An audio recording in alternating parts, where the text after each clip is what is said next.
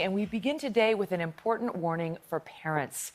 Alexi Stafford, a teenager from Florida, had a severe peanut allergy. You know somebody with this, right? Don't you know somebody in your life who has an allergy to nuts?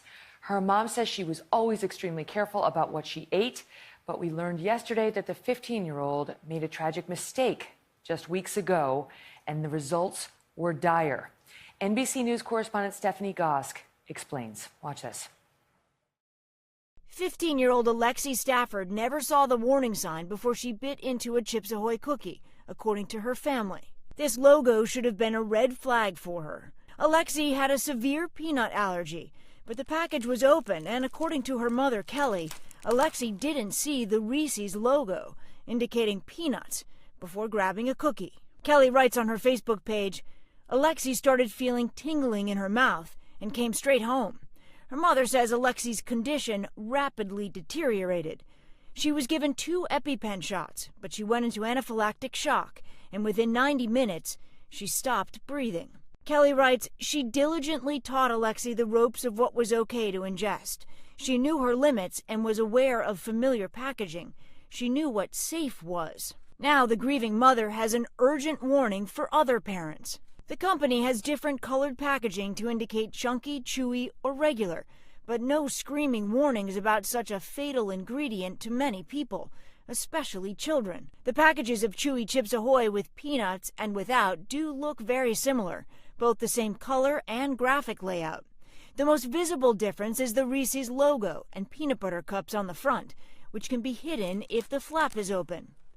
But the words peanut butter do appear in some form on every side of the package, including in the ingredients in small type.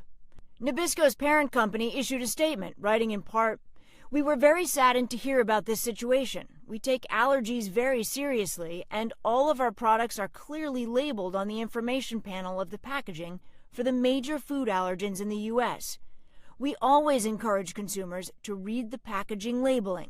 Allergists say kids especially need to pay close attention." Kelly Stafford says her heart is broken over the loss of Alexi, but she wants to spread awareness so this horrible mistake doesn't happen again. Alexi gone too soon at age 15 as a result of that simple, easily made mistake. Joining me now, NBC News correspondent Stephanie Gosk, who you just heard from, along with New York Times investigative reporter and NBC News contributor Megan Twohey, along with the co-host of PBS's In Principle, Amy Holmes. So she's 15 years old, and that you can understand the mother's upset at the Chips Ahoy, the makers of Chips Ahoy. I mean, my own take on it, Stephanie, you tell me what you think is it's a mistake that could have happened to anyone. Yeah, with most products. God, it's such a tragic story. She was over at a friend's house. She's a 15-year-old kid. Maybe her mom buys those soft cookies at home. She saw them. She was starving, as all 15-year-old kids are during the day, and she grabbed one. I mean, the other thing that strikes me about this story, too, is that there were 2 EpiPens administered. Right. And I thought, wrongly, that an EpiPen or a second EpiPen, and you're going to be okay. Would do it. This is just a reminder at how severe these allergies are and the limits of the drugs that we have to treat them. Totally. And I was just wondering, was she carrying an EpiPen with her? Was she when she had it at the house, or did she have to go home and get the EpiPen? My understanding is that she had to go home and get it. But,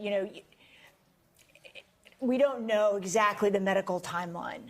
It sounds like the symptoms started almost instantly. She realized she had eaten some peanuts. I mean, I think Chips Ahoy, they did put the big label on there. You can understand how it was confusing for a child, though. And honestly, how many times have we heard these stories where you go on an airplane and they're like, you can't have peanuts, or you send, I send my kids to school and they're like, they can't have peanut butter and jelly sandwiches, you can't have any snacks with peanuts. And I confess, sometimes it's like, oh, come on, really? Oh, yeah. The majority has to change their behavior for a few. And this story is a good reminder to people who think the way I was thinking, that your child's desire for peanut butter does not trump the other child's right to live. Right. And we can make these small sacrifices very easily to help protect these children. Yeah. And Megan, like you, when I first heard about kids having peanut allergies, I thought, that can't be real. When I was little, I don't remember all these kids having peanut allergies, but it is real. And I think that this story also underscores the need for such vigilance on the part of families and children who do have this condition, this affliction. It's in peanut oil, even chocolate making factories sometimes mix with peanuts. You have to be really careful about that. I mean, it's just tragic all around. And my heart, of course, goes out to the family, but also the family of the friend. I know. You know, can you imagine your daughter's friend comes over, grabs something from your counter, and 90 minutes And later? I always ask the other moms, if somebody's going to eat at my house, like, does he or she have any peanut allergy, any allergies at all? But I don't even know if I'd think about it when it came to snacks, you know? Right. I think of it mostly in terms of meals. Yeah, and it's interesting, you know, it's not just that more kids have these allergies, it's that they're showing up at emergency rooms for these fatal or near fatal reactions at higher rates than ever before. And the medical experts are very explicit about what these kids and families should do. That you should broadcast that allergy when you go into a friend's home, into another social gathering, so that the host is that the host is checking and making sure that they're not serving anything And that has these. they still don't know why we're getting these allergies at this increased rate. You remember when we were kids, it wasn't thus, right? And now it's like it's everywhere. Anyway, we wanted to lead with the story because it's a word to the wise, both for parents who have kids with these allergies and for parents who don't, because your child is likely interacting with somebody for whom tree nuts or whatever the allergy is could potentially be fatal, and it's real. All right, on a lighter note, we have to talk about this thing, which is apparently starting to take over the world of tech and hopefully everyone else's world. And they call it JOMO. Now, you heard of FOMO? Do you know what FOMO is? What is it? You know what I mean? Fear of missing out, exactly right. And a lot of people have FOMO, so they go out on the Saturday night when they don't want to, or they're constantly checking the iPhone. And JOMO is about the joy of missing out. Yes.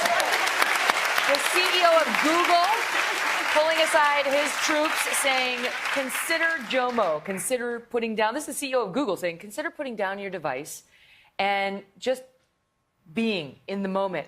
And the reason I love this is because I have to tell you, I'm one of those people who I take days to respond to emails and often texts, which really ticks people off. But it's because I have JOMO.